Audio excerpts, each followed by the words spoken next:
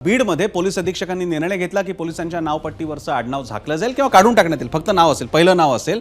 मात्र या निर्णयाच्या बाबतीत मतमतांतर आपल्याला बघायला मिळत आहेत। आपल्यासोबत आता मनोज जरांगे पाटील आहेत, माजी संमेलनाध्यक्ष आणि IAS अधिकारी राहिलेले लक्ष्मीकांत देशमुख आहेत आणि स्वतः सामाजिक न्याय विभागाचे मंत्री संजय शिरसाट सुद्धा आहेत। आता इकडे जरांगे पाटलांचा मुद्दा अतिशय महत्त्वाचा आहे, कारण नेमका हाच मुद्दा काही काळापूर्वी समोर आला होता बीड सारख्या जिल्ह्यात, आणि हे कदाचित चित्र अनेक ठिकाणी असू शकतं। एका विशिष्ट समाजातून आलेले बीडीओच्या व्हिडिओ बघायला मिळतात, महत्त्वाच्या पोलीस ठाण्यांमध्ये एकाच समाजातले कर्मचारी असतील नाहीतर अधिकारी असतील ते बघायला मिळतात, आणि एकदा का ते एस्टॅब्लिश झालं, एकदा प्रस्थापित झालं की इकडे ही मंडळी आहेत की मग वेगळं नाव बिव काय दाखवायची गरज नाही, माहित असतं इकडे आपला माणूस बसलेला आहे। एकटा पोलीस आयुक्त आला की लगेच विषय संपतो, माहित असता कोण आलेलं आहे, कोणाचा आहे, कोणाच्या बाजूचा आहे, कोणी त्याला अपॉइंट केलेलं आहे, आणि याच गोष्टी असतात म्हणून तर मंत्र्याला रांगा लागतात दर अधिवेशनाच्या वेळी। आणि म्हणून जरांगे पाटलांचा मुद्दा महत्त्वाचा आहे। म्हणून शिरसाटजी, मी आपल्या भावनांची मी सहमत आहे, मी जाहीरपणे म्हटलेलं आहे, तुमच्या भावनांची कदर आहे, तुम्ही राज्य सरकारला आता पत्र लिहिणार आहे त्याबद्दल अभिनंदन आहे तुमचं, पण जरांगे पाटलांनी उपस्थित केलेल्या व्यावहारिक प्रश्नांचं उत्तर काय आहे?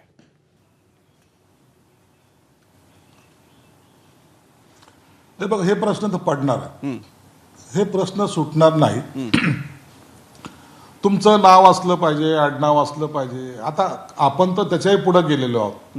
नाव असलं पाहिजे, आईचं नाव असलं पाहिजे, वडिलांचं नाव असलं पाहिजे, आडनाव असलं पाहिजे, आपण हे पण आणलेलं आहे। परंतु मला काय माहिती का, मला त्या अधिकाऱ्याची पाठराखण म्हणून नाही, आपण एक ट्रायल करायला काय हरकत, काय बदल तो त्याच्या खात्यामध्ये करतोय, हा सर्रास काय कुठं वापर होत नाही। बरं, मग तुम्हाला जर त्याने एखादा छोटीशी ट्रायल करतोय, त्याला त्याच्या खात्यामध्ये जर तो काही बदल करू इच्छितोय तर त्याला तिथपर्यंत असलं पाहिजे, त्याला थोडीशी मोकळीक आपण दिली पाहिजे। पाहूया ना काय होतंय ते, पाहायला काय हरकत आहे। हे बघा, याचा आणि गुन्हेगारीशी काही संबंध नाही। गुन्हेगारीचं जे काम आहे ते प्रामाणिकपणे पोलिसांच्या काही करतात, म्हणून आता गुन्हेगारीवर थोडं वचक तरी आहे। बरं, आपण एकदमच म्हणलं की पोलीस काहीच करत नाही तर मग गुन्हेगारी जी फोफावेल ना त्याला कोणी रोखू शकणार नाही। आता आपण जेलमध्ये सुद्धा पाहतो, कैद्याला नाव का नसतं, नंबरच का असतो?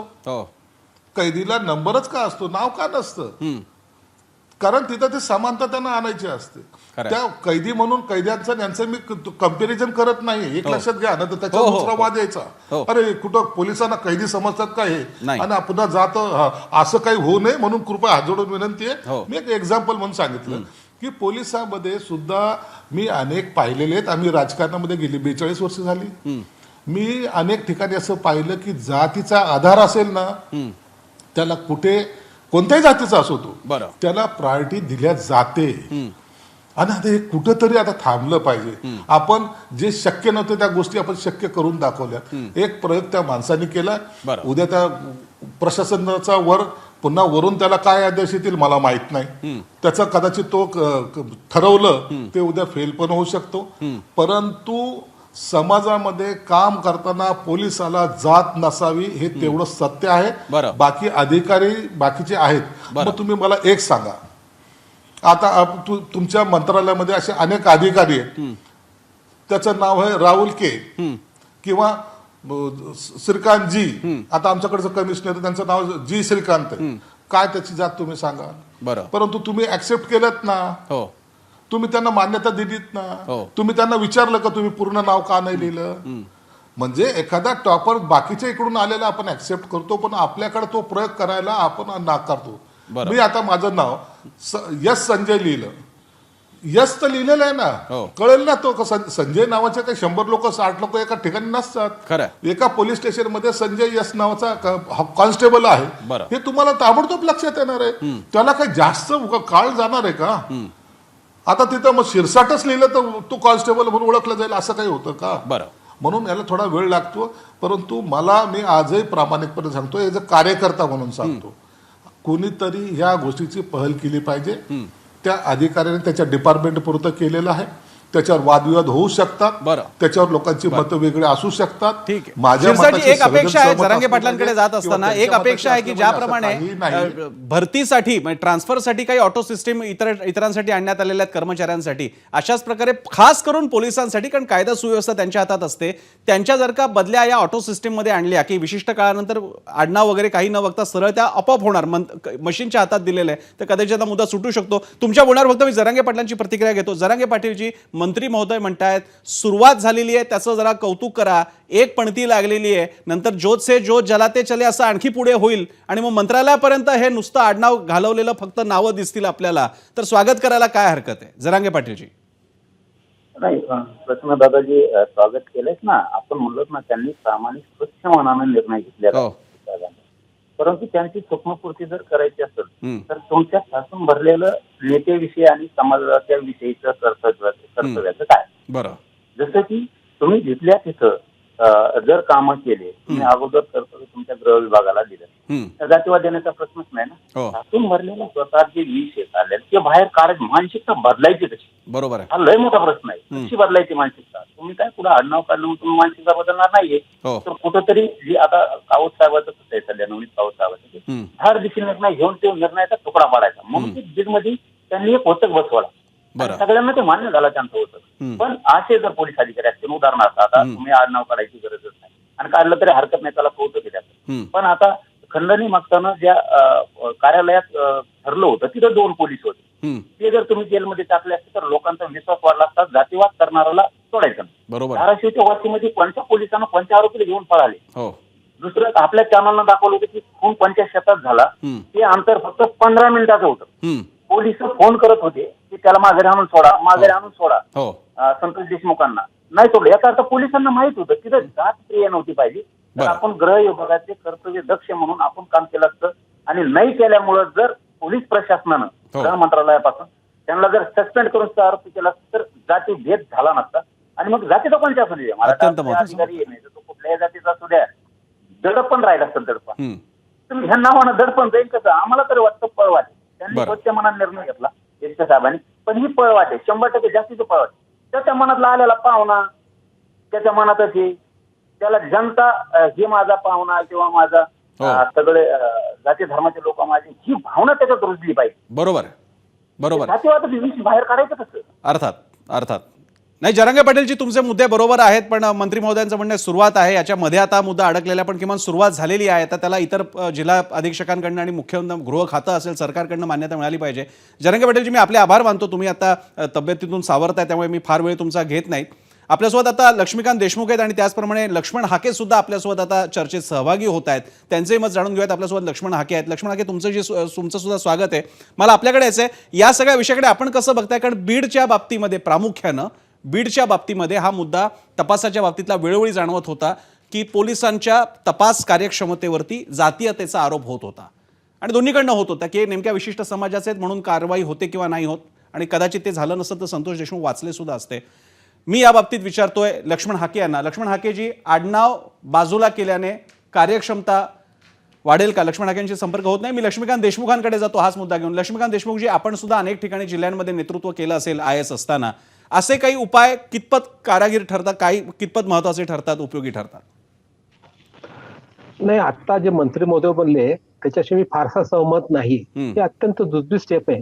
खरा वचक तेव्हा निर्माण होतो जेव्हा केवळ एखादा व्हिडिओ समोर आला, त्याचं एक नाव आलं, त्याला अटक करायची. त्यापेक्षा हे जे सगळे लोकप्रतिनिधी आहेत आणि ज्यांचे कार्यकर्ते खंडणी गोळा करण्यामध्ये गुंतलेले आहेत, त्या सर्वांची यादी करून त्या सर्वांना एका दिवसात उचललं पाहिजे आणि त्याला मोका हा कायदा लावून खंडणीखोराचा हे केलं पाहिजे आणि त्या तडीपार केलं पाहिजे. हे इच्छा असेल तर 8 ते 10 दिवस करता येतं. आणि आता मला माहित आहे पोलिसांवर प्रचंड प्रेशर असतं आणि तुम्ही म्हणल्याप्रमाणे एका जातीचे एका आडनावाचे माणसं जर तिथं असतील, तसं मी पाहिलं होतं. मी युपीला गेलो असतो, तिथं सगळे एका जिल्ह्यात सर्व यादवच लोक होते, कलेक्टर पासून SP पासून PSI पर्यंत. मी तेव्हा इलेक्शनला गेलो होतो ऑब्झर्व्हर म्हणून. परंतु तरीही जो अधिकारी त्या ठिकाणी काम करत आहे ह्याचं दायित्व आहे आणि त्यात तो पूर्ण अधिकार आहे की तपास कसा करायचा, कुणा अटक करायची, केव्हा करायची. त्यासाठी मग कोणाचा इंटरफेस सहन करता, अगदी CM जरी मध्ये आले तरी त्या ठिकाणी आपण ड्युटी केली पाहिजे. त्याशिवाय होणार नाही, कारण शेवटी हे काम पोलिसच करणार आहेत आणि त्याला कलेक्टर गाईड करू शकतो. ह्या दोघांनी ठरवलं, प्लॅन केला आणि कुणाची न परवा करता उचलल्या ह्या लोकांना तर होऊ शकतं. आणि असं मी केलेलं आहे. एका प्रकरणामध्ये मी कलेक्टर असताना बालमजुरी प्रकरणामध्ये एका मालकाची मी धिंड काढली होती, पथक बसवून. त्यानंतर त्या जिल्ह्याचे सर्व बालमजुरी काम बंद झालं होतं. तर असं करणं सहज शक्य आहे. माझ्यासोबत आता लक्ष्मण हाके सुद्धा आलेले आहेत. लक्ष्मण हाके OBC चळवळीतले मी पुन्हा एकदा एक शेवटची प्रतिक्रिया शिरसाटांची घेईन, संजय शिरसाटांकडे मी येईन. शिरसाटजी, दोन्हीकडनं मग लक्ष्मीकांत देशमुख जे स्वतः IAS राहिलेले आहेत किंवा मगाशी जरांगे पाटलांची प्रतिक्रिया आपण पाहिली, लोकांच्या मनात शंका आहेत पण त्या समजून घ्यायला हव्या शिरसाटजी, कारण अनुभव तसे आलेले आहेत. आता तुम्ही सुरुवात करायचं म्हणताय, या निमित्तानं पोलीस प्रशिक्षण तर हा एक भाग असेलच, तो करणं सोपं आहे, पण समाजातली जर का जातीयता घालवायची असेल, विशेषतः बीडसारख्या जिल्ह्यामध्ये त्याचा उपयोग फार प्रकर्षानं करावा लागेल, अवलंब करावा लागेल, तर समाजाच्या बाबतीत काय करणार? टेबलाच्या त्या बाजूला आडनाव घालवलं, पण समाजाच्या या बाजूला काय? आडनाव बघितल्याशिवाय व्यवहारच होत नाहीत.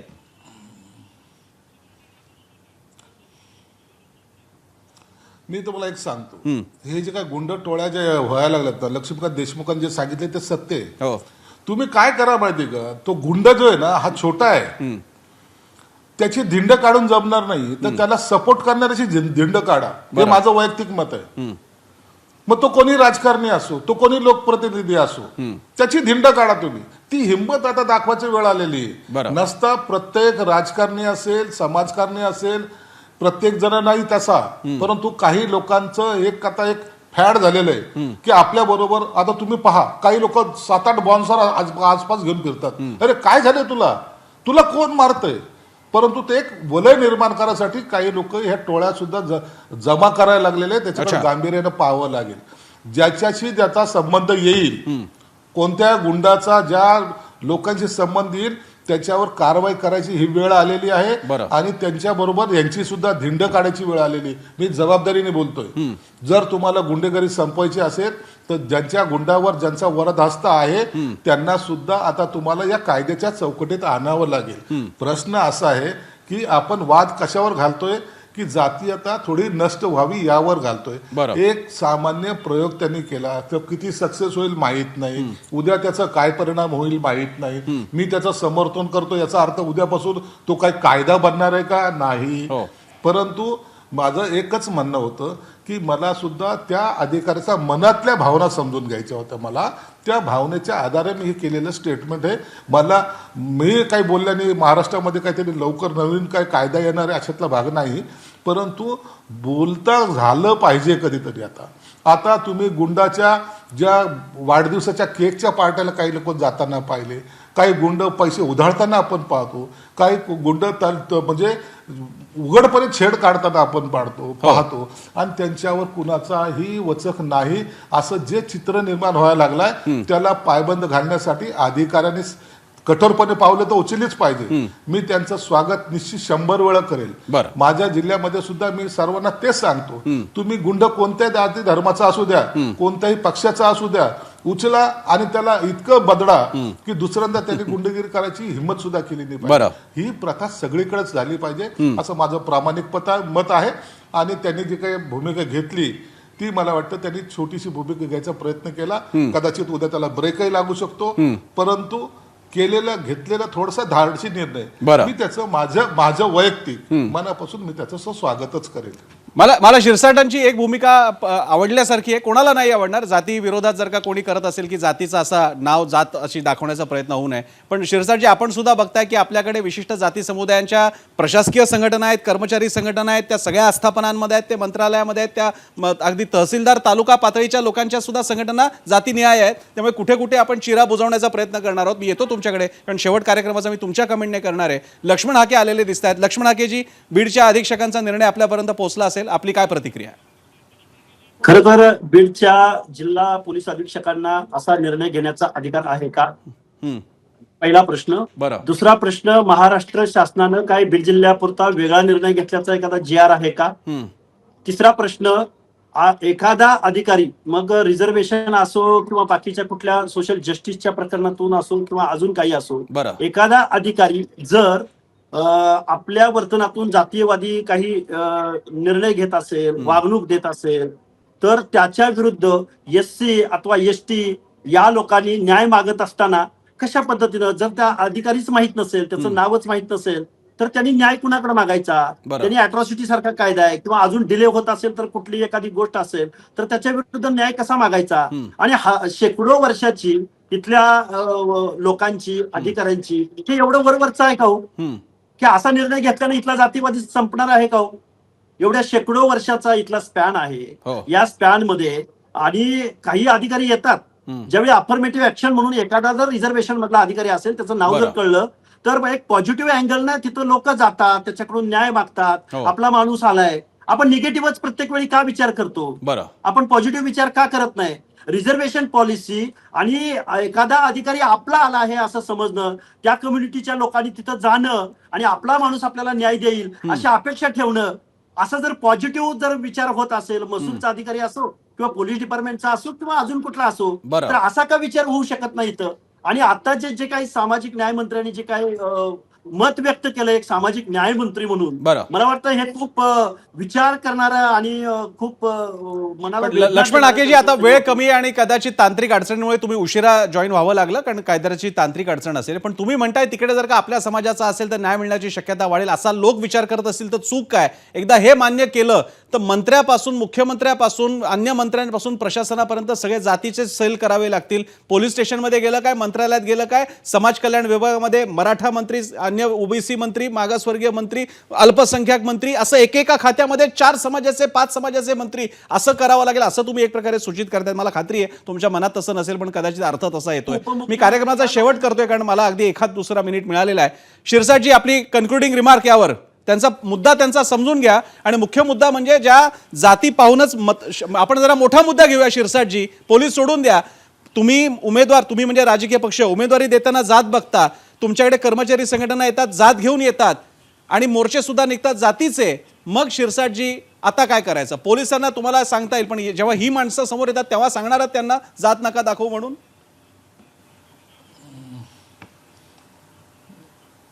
आपल्याला हे सांगता येणार नाही. आपण हे जात विसरू शकत नाही. हे प्रॅक्टिकल आहे, वास्तव आहे.